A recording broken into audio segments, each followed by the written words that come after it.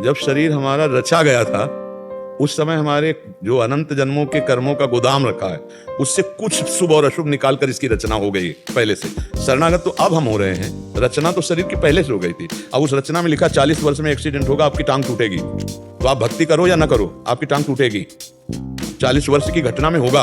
अब आप 30 वर्ष से शुरू कर दिए भक्ति, आप सोच रहे हैं कि फिर जब अनंत जन्मों के पाप नष्ट हो जाते हैं तो ये कौन से जन्म का पाप भोग रहे हैं, वो पहले से निश्चित किया हुआ। इसीलिए बड़े बड़े सिद्धों के भी शरीर में रोग देखे जाते हैं, कष्ट देखे जाते हैं। तो चूंकि शरीर रचना के समय वो रच दिया गया है, अब भजन में इतनी ताकत होती है कि वो मिटा दे। पर जैसे पुराने कपड़े से आपको नया कपड़ा मिल जाने पर संबंध नहीं रहता, पुराना कपड़ा फाड़ दिया जाए तो आपको परेशानी नहीं रहेगी। ऐसे ही जो उत्तम भजनानंदी संत हैं वो अपने शरीर को पुराने कपड़े की तरह त्याग देते हैं, तभी तो भजन की ऊंचाई में पहुंचे। तो शरीर के रोग को वो नष्ट कर सकते हैं पर वो नष्ट नहीं करते, वो उसे भोग लेते हैं और भजन प्रताप से भगवान को प्राप्त कर लेते हैं। आप क्या करते हैं कि जैसे अभी भक्ति शुरू की और अभी प्रतिकूलताओं का नंबर आ गया, तो लगता है जब से भक्ति शुरू की तब से प्रतिकूलता शुरू हो गई। एक आदमी पाप कर रहा है और चकाचक आनंद उसके बढ़ता चला जा रहा है क्योंकि उसके पुण्य का प्रताप चल रहा है। और जिस दिन ये पुण्य का प्रताप खत्म हुआ और ये पाप कर्म और पूर्व पाप कर्म मिले तो ब्लास्ट हो जाएगा, नष्ट हो जाएगा।